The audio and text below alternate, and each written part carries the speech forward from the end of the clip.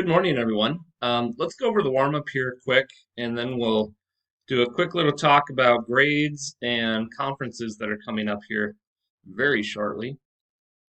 So to start, we have a spherical balloon. So if you want to draw a picture, you can kind of picture the sphere. We know the sphere has a radius, and if it's a balloon, it might have a little part at the end, but we don't really care about that part, the little knot at the end.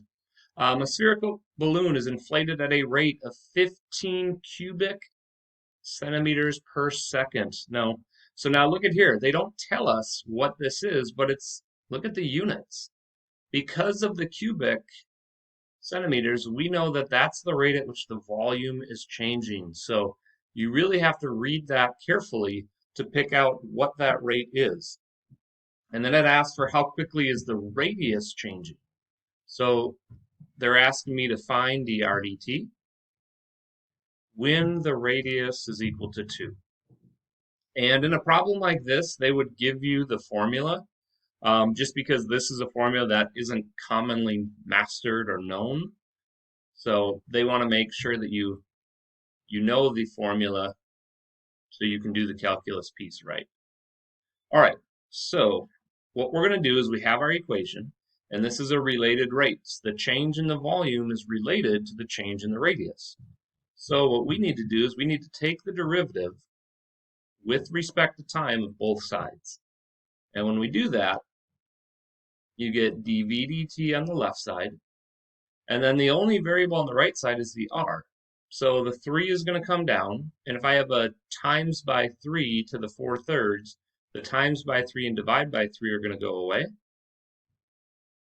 And then you're left with 1 less in the exponent. Now notice pi is just a multiplier. All right, but because I'm taking the derivative of r with respect to time, dr dt is shown after that. I think of that as a chain rule. And now we know the rate at which the volume is changing. That's 15. And then we know the radius. The radius is 2, so then we can figure out the rate that the radius is changing. Now, something that's been kind of interesting in my other classes, kids were saying on delta math, they ended up getting a couple problems wrong, but they were really close. And if that happened to you, it probably means you're rounding too soon.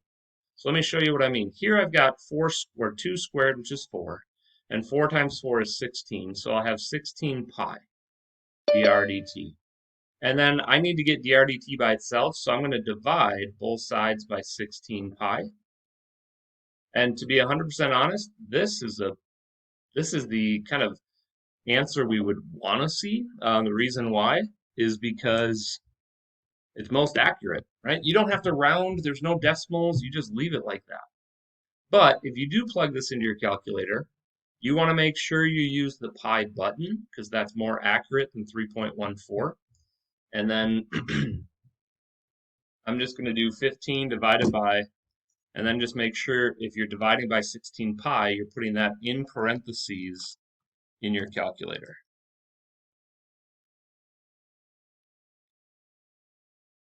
And when you do that, you get the rate at which the radius is changing is 0.298. And you want to round your final answer is the only thing you should round. And when we round, we want to go to at least 3 decimals. All right, and then your units. Okay, we're doing the change in the radius. Well, if volume is centimeters cubed, the radius is a single length, so that's centimeters per second. All right, so this, I would hope that you are feeling pretty confident in a problem like this with related rates. They give you the formula. All you're doing is taking the derivative with respect to time and plugging in what you know and then solving for what's left over. So this is kind of, in my mind, this is like the one that I hope everybody is really successful with. What we're going to do today is look at some more challenging problems, but the process is still the same. Take the derivative with respect to time, plug in what you know, and solve. What makes it challenging is how do we come up with the equation if it's not given? Okay, I'm going to do a quick pivot, pause here quick. So really fast, on Wednesday, you were expected to do two things. Juniors, you were expected to register for your classes, and everybody, excuse me, I have a sneeze coming on. Sorry. So you were supposed to register for classes juniors for next year, and if hopefully that happened, if you had any questions about what math class you should take, we talked about it last Monday, Tuesday. Um, Let me know. Stop into my office hours. I can give you my best advice on what class would be best for you. The other piece you're supposed to do is watch the one Ed puzzle video from Wednesday, and that was Mr. Waffler from North. He ended up going through a couple of different problems that are a little more challenging, and some of them we're going to talk about again today. But the idea with this is these problems are not easy, and the more exposure you have to them, the easier they become. Okay, really quick, this is another little side note. I have a list of 1, 2, 3, 4, 5, 6, 7, 8, 9, 10, 11 people in this hour who are either at a no credit or just at a P. And I'm looking at that for a couple of reasons. We have one, two, three, four people that never took the test from before break.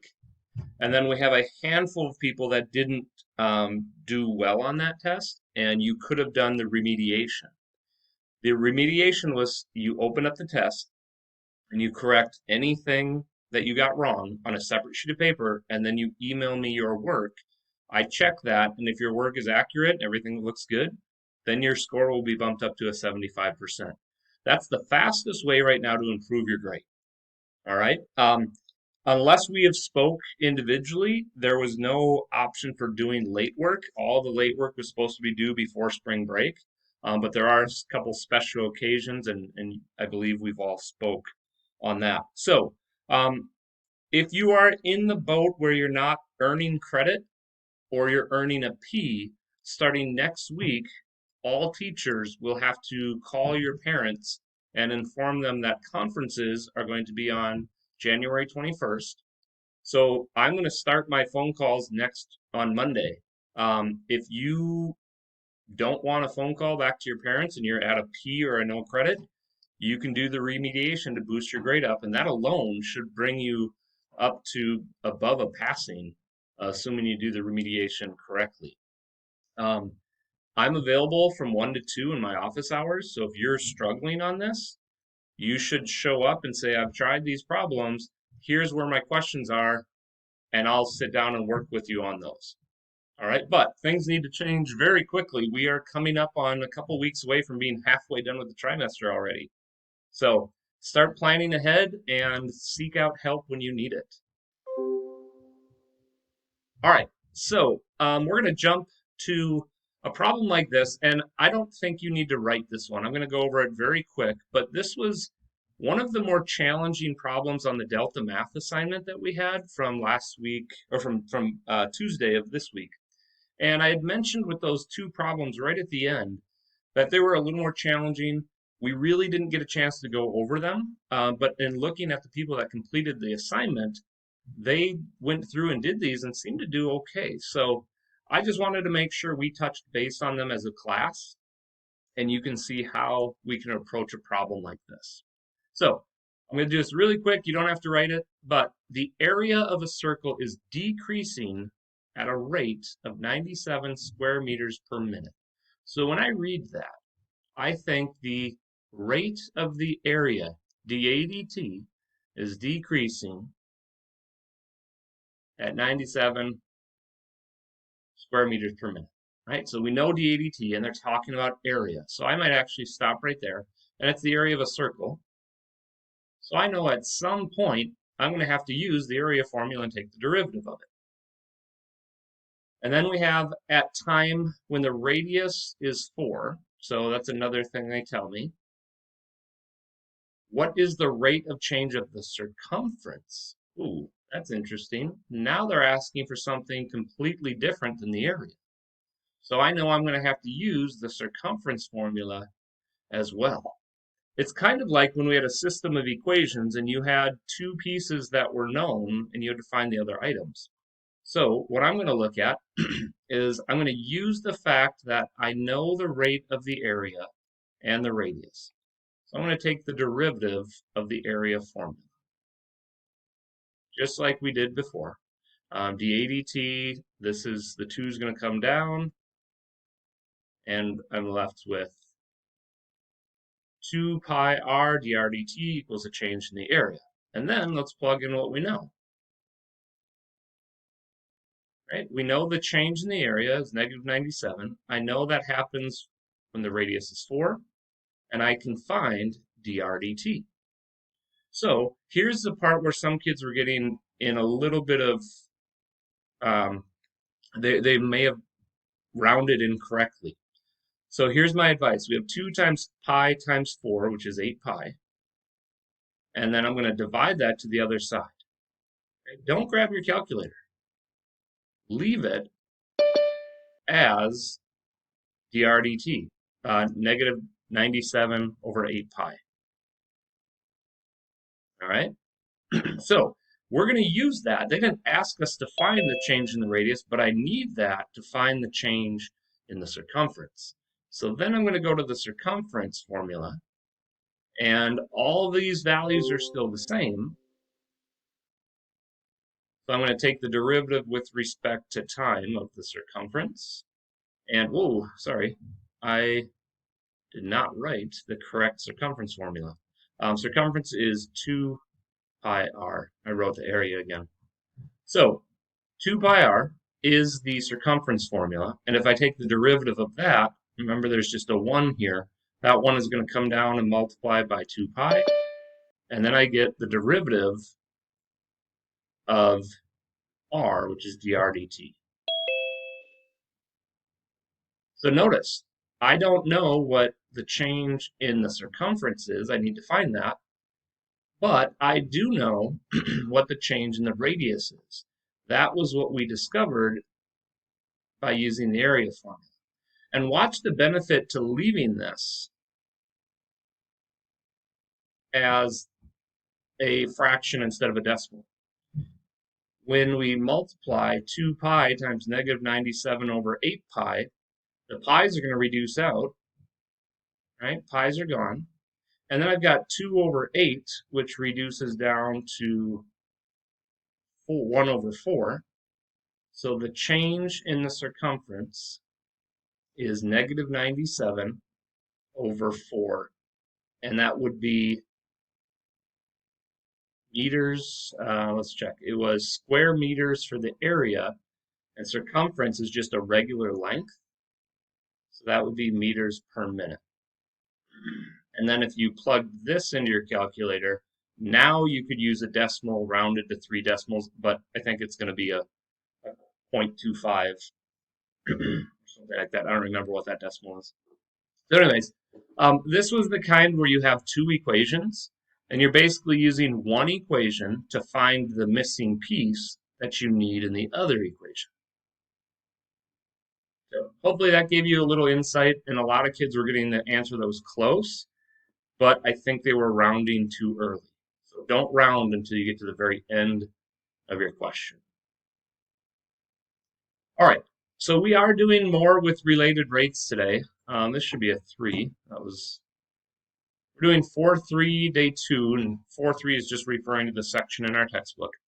I don't want you to write this. This was on the slide. If you do like this step-by-step process, then you can go back to the notes and copy it on your own. But what do? We read the problem, draw a picture, and then figure out what variables we're going to use to represent the quantities. So d ADT, dr dt, and so on. And then the big part and the hard part is step 2. Write the equation that relates the variables. Once we have the equation, we differentiate with respect to time, and then we fill in the unknown variables and solve. And then we just make sure we answer the final question with correct units. So I am not going to give you time to write this down, but this is something that these notes will be posted in our Schoology page. One of the hard things to do is step 2. Figure out what equation would we use. So what do we know so far? Well, what if I give you a triangle, right? What things we could use for a triangle are area formula, 1/2 base times height. Perimeter is just all 3 sides added up. We know the Pythagorean theorem deals with lengths. And then we're going to look at this one today, but Mr. Waffler talked about similar triangles on Wednesday in his video, and that was where you set up a proportion.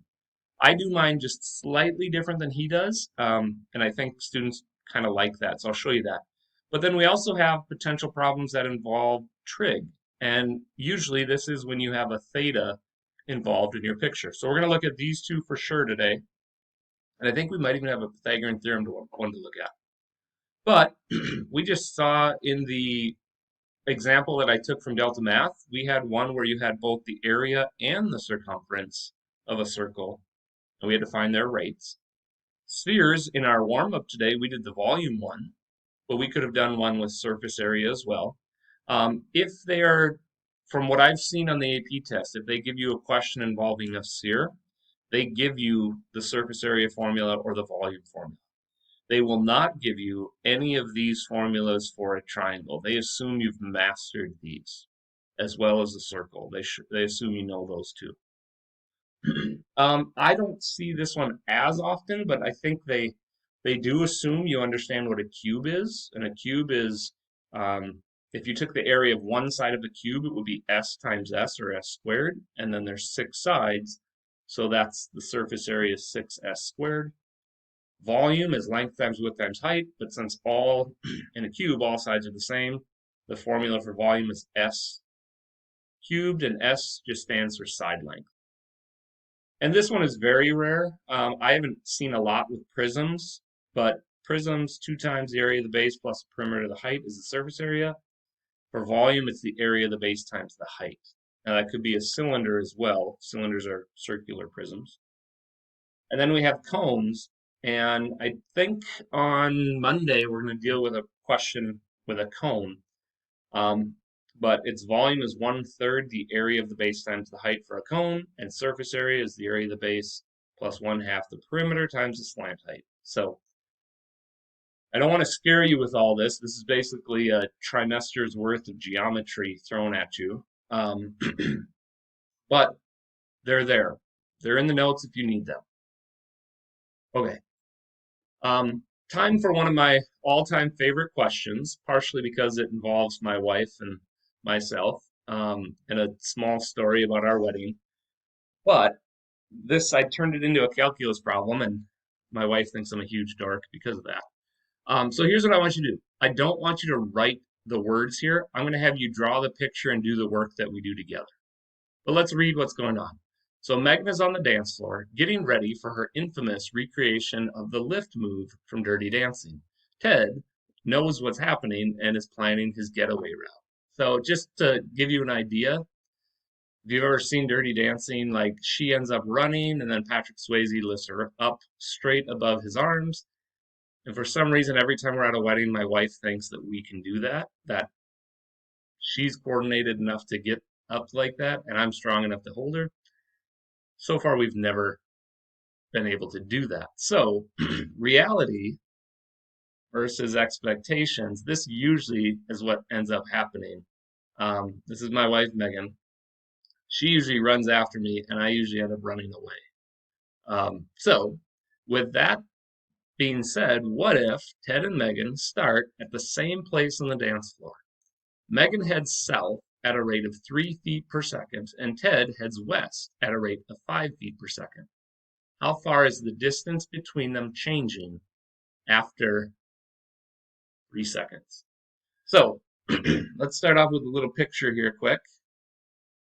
And what we need is a spot. So let's see, Megan's heading south and Ted is heading west. So I'm going to just start a little point right there.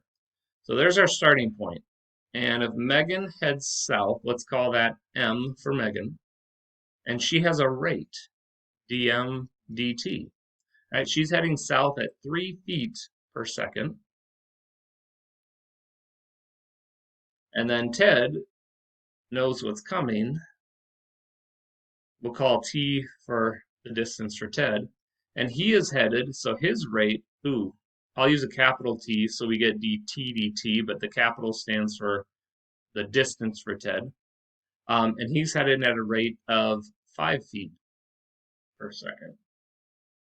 So we know the rates, but we don't know how far they went yet. We have to figure that out. And then what we're looking for is how far is the distance between them changing. So notice that word changing. That's asking for the rate. So we're looking for the distance between them. Since this is kind of like a hypotenuse, let's call that C. And we're looking for the rate that the hypotenuse is changing. So we're looking for dc dt. Now, there's one thing that is implied or assumed that you're going to be able to figure out, and that is the distance that Megan and Ted are after 3 seconds. Right? Well, what we have to figure out, if Megan heads south at 3 feet per second for 3 seconds, every second she's going 3 feet, so 3 times 3 would be 9. And that's the part that we know after 3 seconds, Megan is right here, 9 feet away from where they started. And then Ted is heading west 5 feet per second for 3 seconds. So 5 times 3 means Ted is 15 feet away from where they started, but to the west of that. So I was able to find the two lengths. Now you're going to notice we also need to figure out the length they are apart after 3 seconds. So I have to find the value of C. But I know the values of the right triangle. So we're going to do Pythagorean theorem here.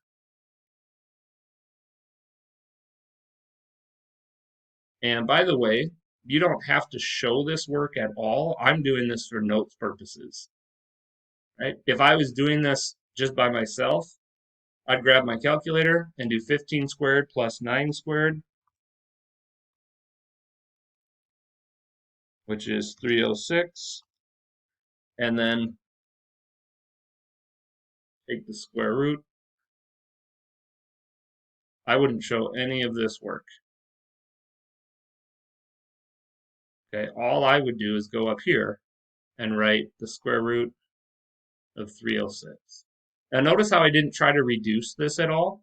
Leave it. You're going to see it's actually going to be more beneficial just to leave it as is instead of using decimal answers or anything else like that.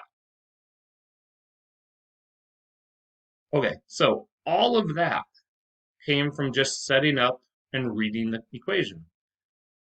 From the problem, we were able to figure out how far Ted and Megan were after 3 seconds, which gave us the distance we are between them. And then now, knowing the rates, we know everything except for how the hypotenuse is changing.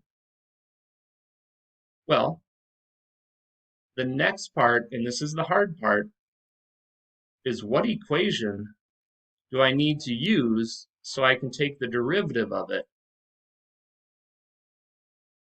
And the hint is you're dealing with side lengths of a right triangle, and we have all 3 sides.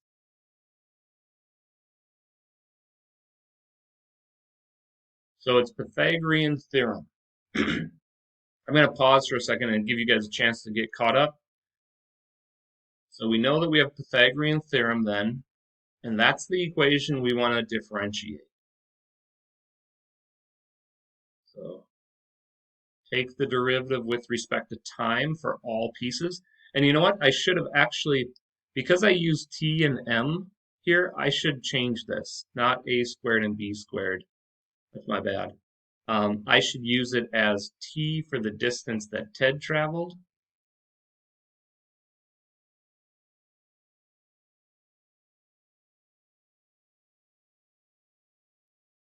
And m for the distance that Megan traveled. That way we'll get the same variable rates for everything. So here's my equation. I want to differentiate with respect to time. So I'll get 2c dc dt. And then I'll get 2t dt, which I know is weird. Those are different t's,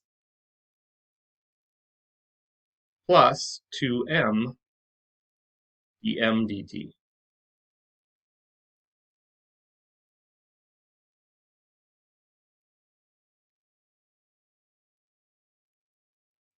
Now, we know the rate that Ted is traveling. We know the rate that Megan is traveling. We know the distance Ted traveled.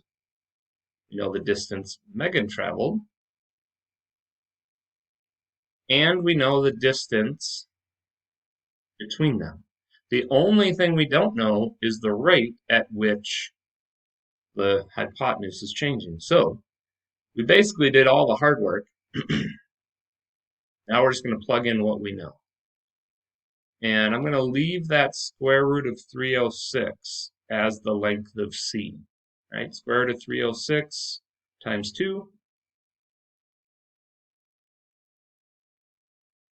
And then we're going to plug in Ted's distance, which was 15 feet, times Ted's rate, which was 5 feet per second. And we have Megan's distance times Megan's rate.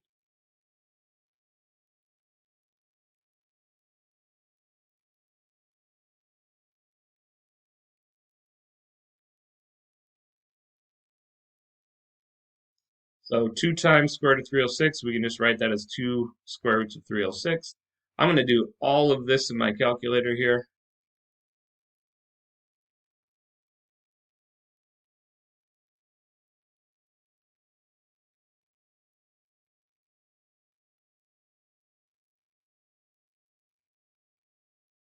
All of this turns out to add up to 204.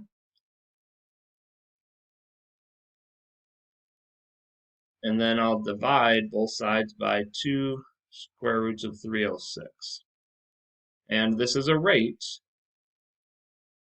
which we could put feet per second.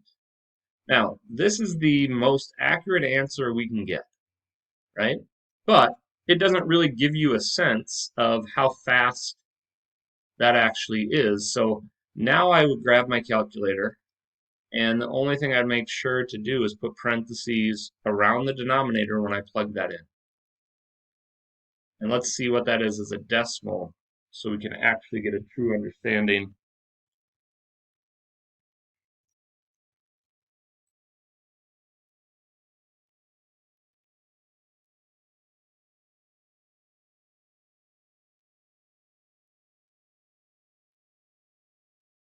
And then we're going to round that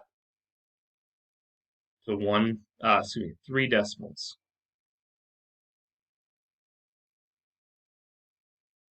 All right, so that means the distance between them is changing at 5.831 feet per second.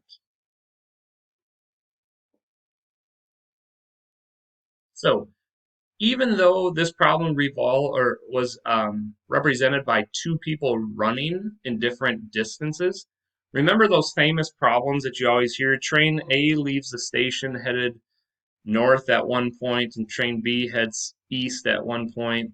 This is the same thing. You could do the same problem, except for these would be trains, and you would know their rate, the time, and then you could figure out their distance. So this problem occurs in different contexts with cars, runners, trains, but the work is all exactly the same. And you use Pythagorean theorem and its derivatives to get the rates to figure out the missing pieces. Okay, let's try another one. On this problem, I don't want you to take time to write out the full problem. So what we're going to do is we're going to use the picture. And I'll give you a minute to draw this picture as we read what's going on. Olivia watches a hot air balloon fall to the ground at 35 feet per minute. So you know this balloon is going down. She is standing 25 feet away from where the balloon would be horizontally. So if the balloon fell straight down, she would be 25 feet away when it first starts falling.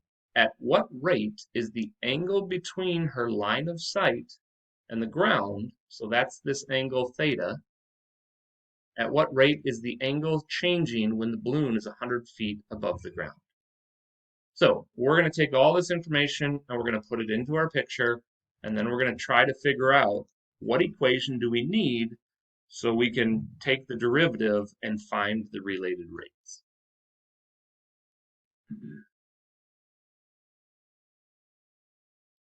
All right, so hopefully you drew a quick picture.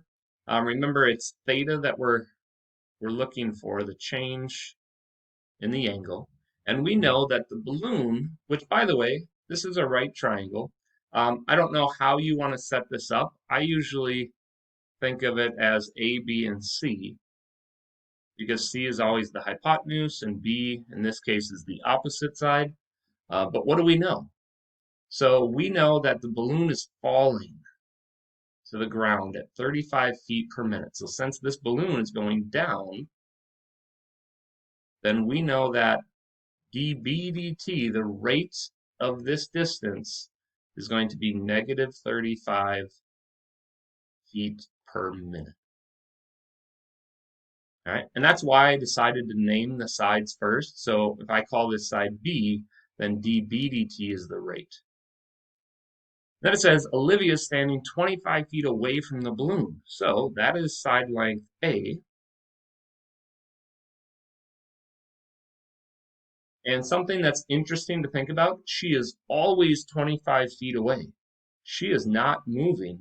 So if we wanted to, her rate, even though it doesn't tell us, her rate is 0 feet per minute. Right? Because she doesn't move, so this is considered a constant, meaning it's consistently 25 feet. All right, then they say at what rate is the angle between them changing? So I'm looking for the theta dt. That's the big question of the day. What rate is this angle changing? Because the balloon's going to go down and the angle is going to get smaller. So let's say that this was a multiple choice question and we had our answers here. You automatically know, because the angle is getting smaller, that this rate must be negative. So if it was multiple choice and there were some positive rates on there, you could get rid of those right away, right? All right, and then the last question, or the last piece, is this is changing when the balloon is 100 feet above the ground. So I know that that side length is 100. Now notice, they didn't ask us, or we don't really need to know anything about the side length C yet. I'm not saying we do or won't, but let's see what we got. So what equation involves angles of a right triangle? That's SOHCAHTOA. Now we can use sine, cosine, or tangent, or we could use their reciprocals, whichever one is the easiest for us. As we saw last week, it doesn't matter which trig function you have, but you want to deal with the stuff that you know, right? So across from angle theta is side length B, which is the opposite side, and right next to it is the adjacent side. So I see O and I see A, so I think I'm going to use tangent here. Now, I'm not saying tangent is 100% the best one to choose. It might be, but its reciprocal might even be better. So what is tangent? Tangent is opposite over adjacent. Well, opposite was what I called B, and then adjacent was what I called A. Now, I'm going to admit one thing. I was so used to just taking an equation and doing rates that I never really focused on the fact that A is a constant. If it's a constant in your problem and it's never going to change, you can replace A with what it's equal to.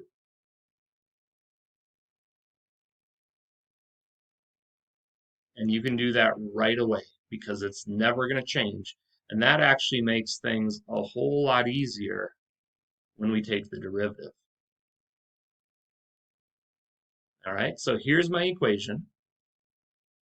But some kids see this and they think quotient rule. I'm going to take the derivative of this. Before I do, remember another way to think of divided by 25.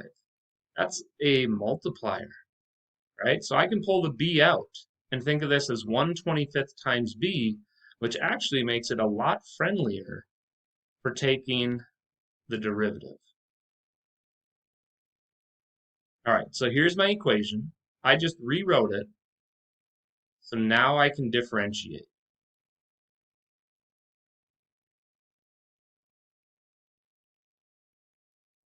which instead of writing differentiate, a better way just is d dt, or d dt. We're taking the derivative with respect to time.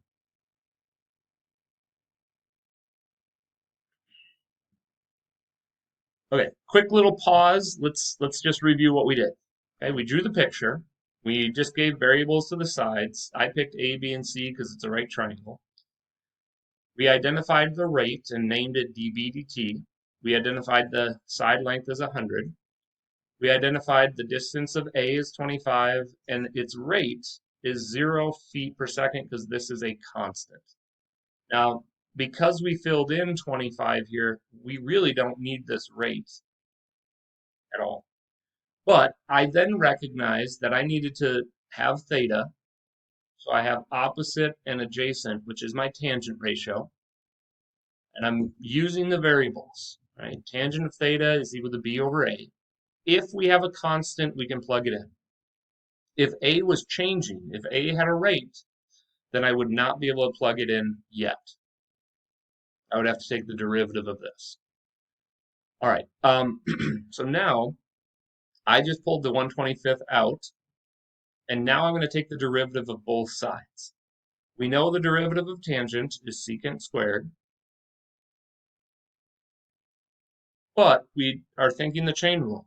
Then I have to take the derivative of theta, and the derivative of theta is d theta dt. Remember, theta is just like a variable. It's just our Greek letter for an angle measure instead of a side length. And then over here, the derivative of b, remember 1/25 is just a constant. The derivative of b is dB dt.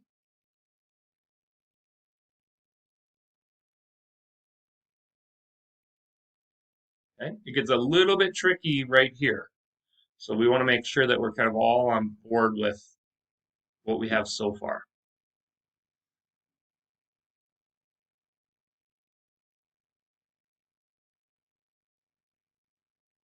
All right. So remember when we have secant squared? I'm going to pull that squared out. And we're going to deal with, actually, I'm going to put this in a different color. We're going to deal with secant of theta in a second. We're going to deal with that separately. Now, we don't know what d theta is, dt. That's what we're looking to find. But I do know what dB dt is. That was the rate at which the balloon was going down. So that was the -1, or excuse me, -35.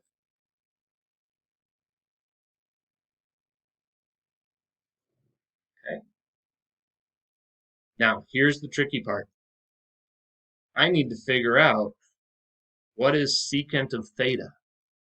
And I have a right triangle that has side lengths of 25, 100, and then I'm going to have to actually find the hypotenuse here. So I'm just going to grab my calculator. I really wouldn't take the time to write this work down. I'm just going to figure out what it is. Remember, right, it was 10, 625. And then when we take the square root, just going to double check that.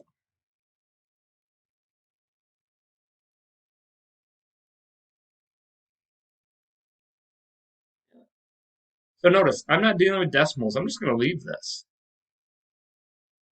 So now I know all three sides, adjacent, opposite, and hypotenuse. Well, why is that important? Well, if secant is the reciprocal of cosine, so secant is 1 over cosine, well, wait a minute. If cosine is the adjacent over hypotenuse, that means that secant is the hypotenuse over the adjacent. Right? So this is just a little bit of trig and understanding the reciprocal identities. So I'm going to take the hypotenuse over the adjacent,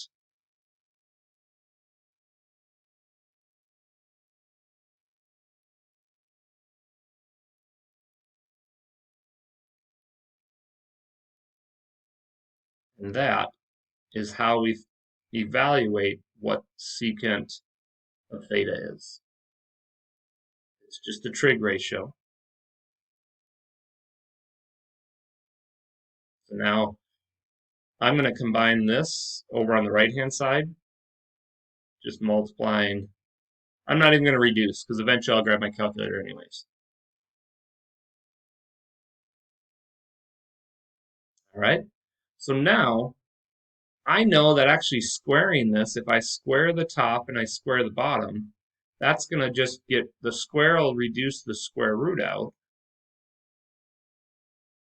And on the bottom, if I square 25, I get 625.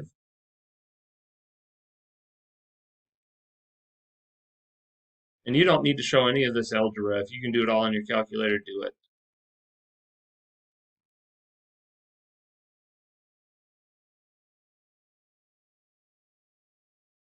And then all I have to do is divide by a fraction, but we know dividing by a fraction is the same as timesing by its reciprocal.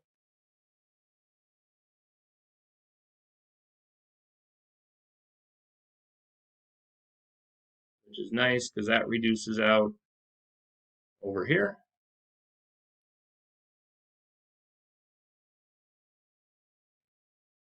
And then I'm just going to, depending on how you want to do it, you can multiply straight across and then divide. Or if you're going to use your calculator anyways, you might as well just put parentheses around those and multiply them.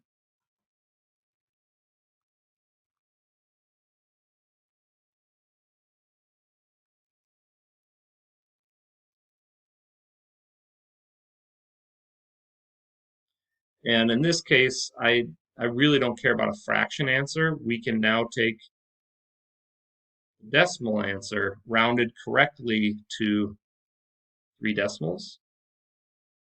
Notice how I didn't round. I didn't do any decimals until my very end. And that's how you get accurate answers. Okay, and then the question is we have d theta dt. All right, well, d theta dt, what is the units? Theta is in radians per minute. Because everything else was in feet per minute, but when we talk about angle measures, we're dealing with radians, so we have radians per minute.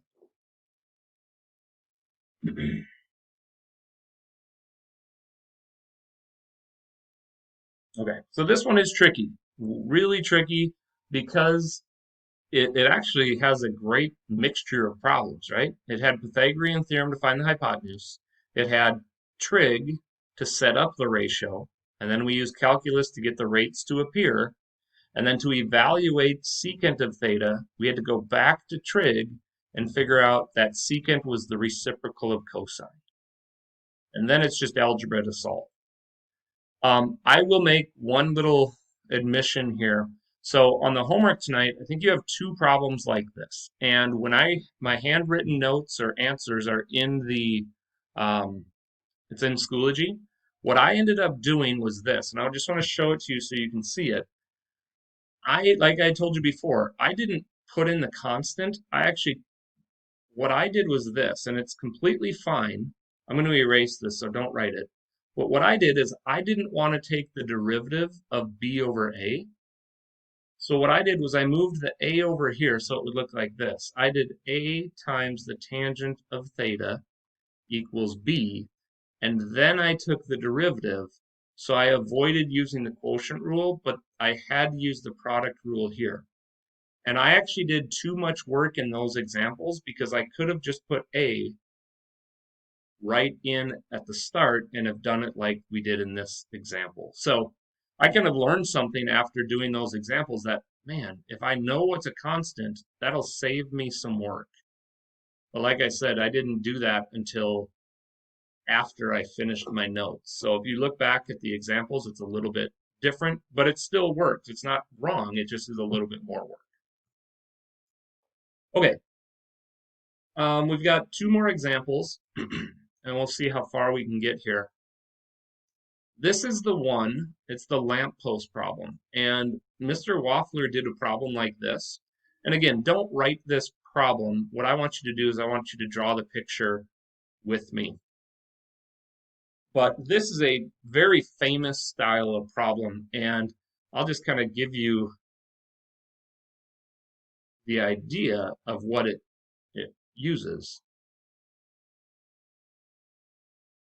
Instead of using right triangle trig or Pythagorean theorem or areas, it deals with similar triangles.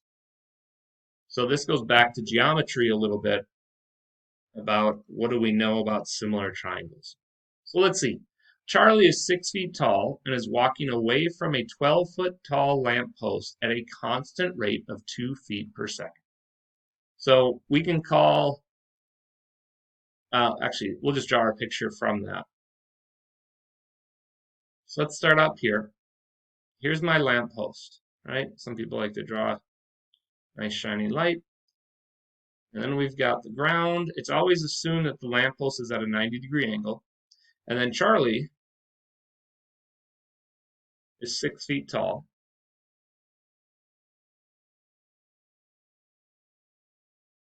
And she is walking away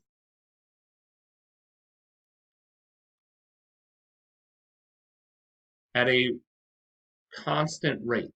So this is the way I like to think of it. Is this is the distance. I'm going to call that A for away. And Charlie is walking away at a rate of 2 feet per second. So her shadow is growing as she keeps walking.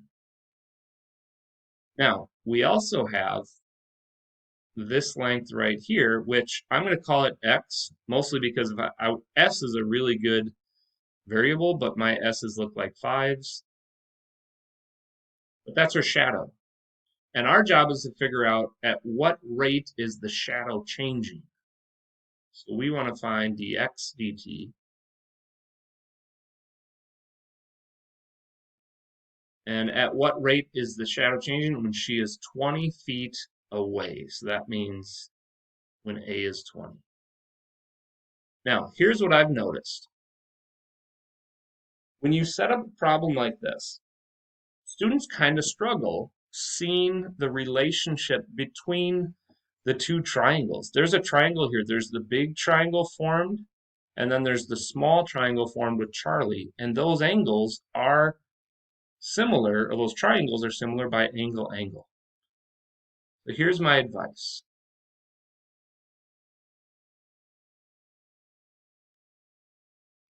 Let's redraw this so we have two, and I'm going to change that to two similar triangles.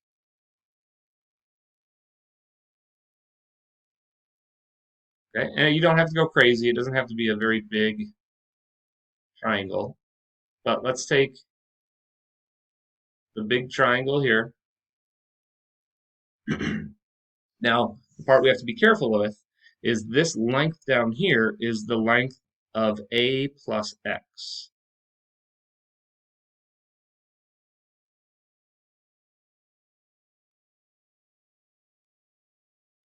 Okay, and then we've got the small triangle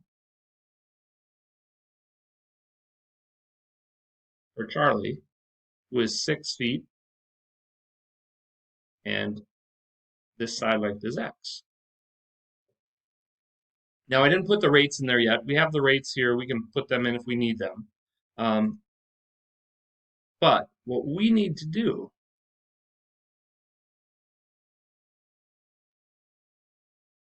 is come up with the equation that relates these two triangles together. And that's a proportion. I will mention there are multiple ways that you can compare proportions. I like to compare the heights to the heights and the lengths to the lengths. Okay? But you could say 12 over a plus x is equal to 6 over x. I like to say 12 over 6. So the height of the lamppost compared to the height of Charlie is equal to the full length of this triangle, which is a plus x, over the full length of Charlie's shadow.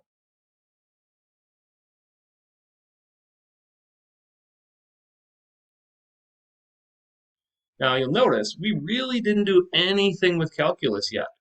This is all geometry right here, setting up similar triangles.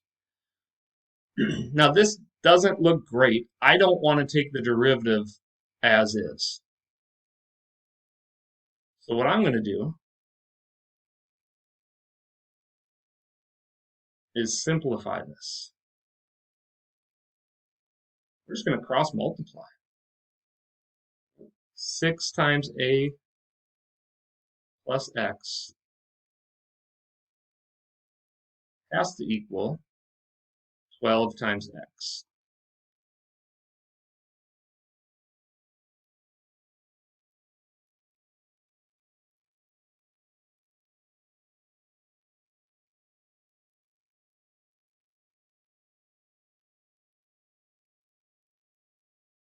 So I'm going to simplify by distributing, and then we're going to move all the x's over to one side.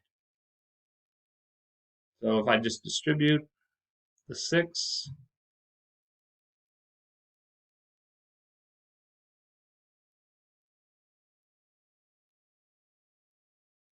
and then if I subtract the 6, you could actually divide by 6 here, but I'm just going to leave it. It really doesn't matter.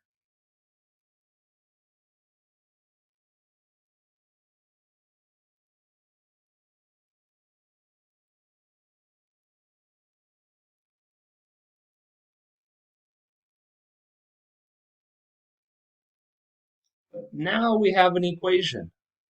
We have an equation that relates a to x, the distance away to the distance of the shadow, and that's where calculus comes in.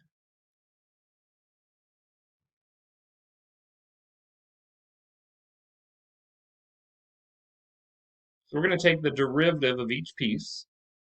The derivative of 6a is 6 dA dt, and the derivative of 6x is 6 dx dt.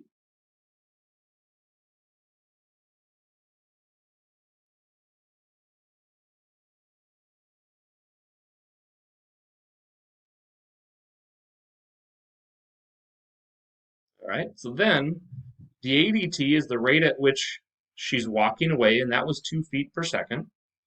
And then dx dt is the rate at which the shadow is changing, and that's what we want to find. So we're just going to do substitution really quick.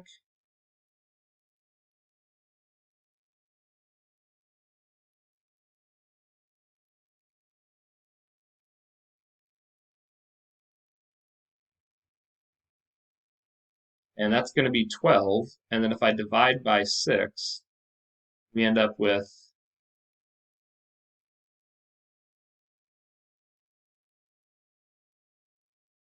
the shadow is changing at a rate of 2 feet per second. Dx dt is 2 feet per second.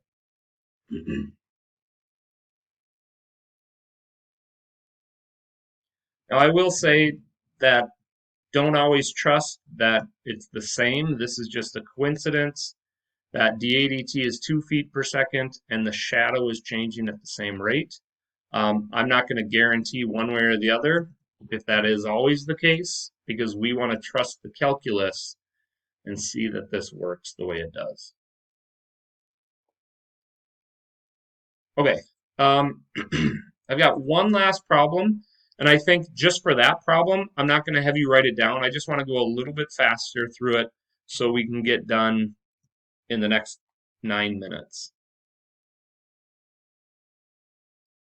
All right, so we'll do this one very quickly. This is a very similar problem to ones you've done in the past. It just is a little bit trickier. It's got one extra element to it. So take a look as we do it. A fire hydrant is spraying water at a rate of 125 feet squared per minute. Well, when I see that, the feet squared is referring to the area. It's the units that tell me that this is the area, because anytime we have feet squared, that's dealing with some form of area. And since its area is growing, it's not going away, the water is spraying, so this is a positive 125. It's forming a circular puddle. So I'm going to draw a picture in a second. And then it says, how quickly is the radius of the puddle changing? So how quickly is the radius changing? That's what we want to find at 13 minutes. So they're telling us that 13 minutes have passed. So how do we approach a problem like this? Well, let's think of this. We've got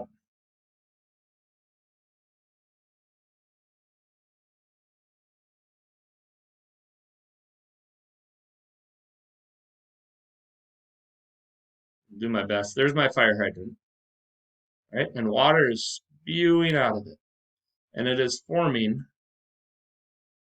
a circular puddle. And that circular puddle has a radius. Now, we know the rate at which the area is changing.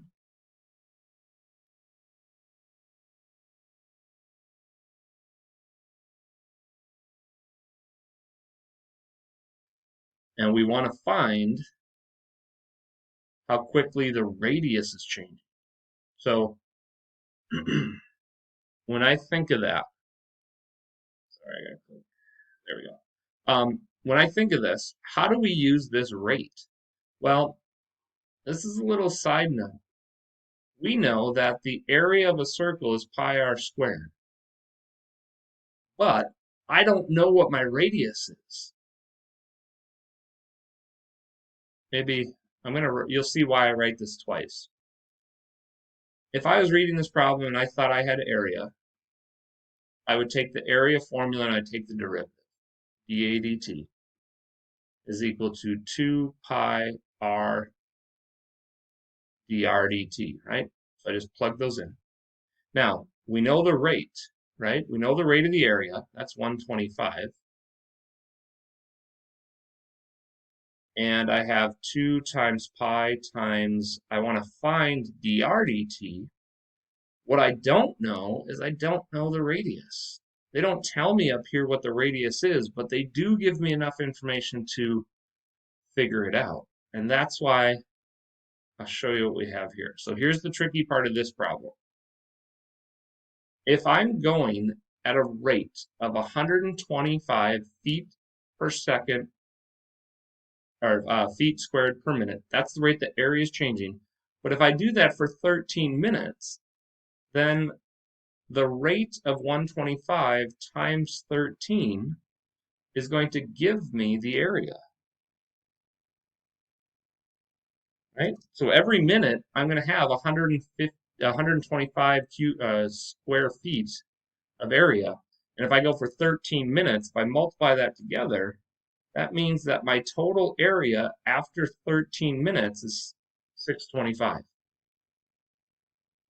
And then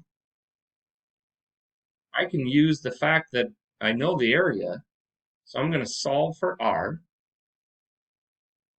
So I'll divide by pi, and that's going to equal r squared, but then at the same time, I'm going to just leave this as is.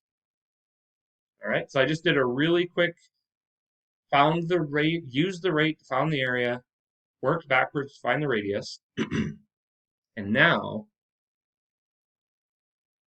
I know exactly what that radius is equal to. So this is kind of like one of those questions you had in the Delta Math, where you have to use the information to find another piece. And notice how I didn't grab my calculator yet? Watch what happens. If I set this up and try to solve, well, wait a minute. I've got a pi here and a pi down here that are going to cancel out. So then I've got 2 times the square root of 625. So if I want to solve for dr dt, I'm going to divide by 2 and divide by the square root of 625. And technically that's my exact answer. But then I would just grab my calculator.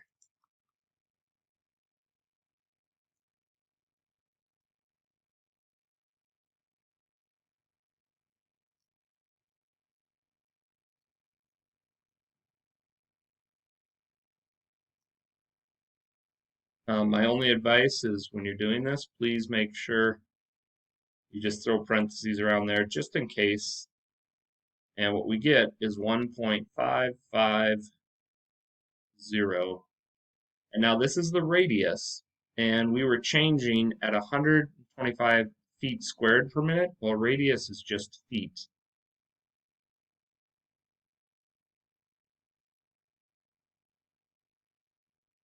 And there you go. That's how the radius is changing. Okay, so I will post all of these notes. We did a handful of different types of problems, but hopefully you're realizing the only thing that makes these problems different are what kind of equation we use. Once we have that equation, it's the same process. You take the derivative, that's where the rates come from, plug in what you know, and then you keep solving. So I had mentioned earlier, those of you that are at a no credit or a P, you want to make sure you do the remediation, or if you did not take the test yet, take that, get it in. If you have questions about anything, stop into my office hours and get some help. I'm available to help from 1 to 2 every day but Wednesday through my office hours. Your homework tonight is section 4.3 day 2 in the textbook. And originally we had assigned 49. We're not going to do that, so we'll get rid of that. So you've got 2, 4, 6, 7 problems, and all of the answers are completely worked out in Schoology, so you can look those and check your answers as you go. Just remember, if you're doing one with the trig function, where you're trying to find d theta dt, my work in the answers posted it's a little bit different than what we did in class. Try to use what we did in class if possible. All right, that's all I have. Have a wonderful day.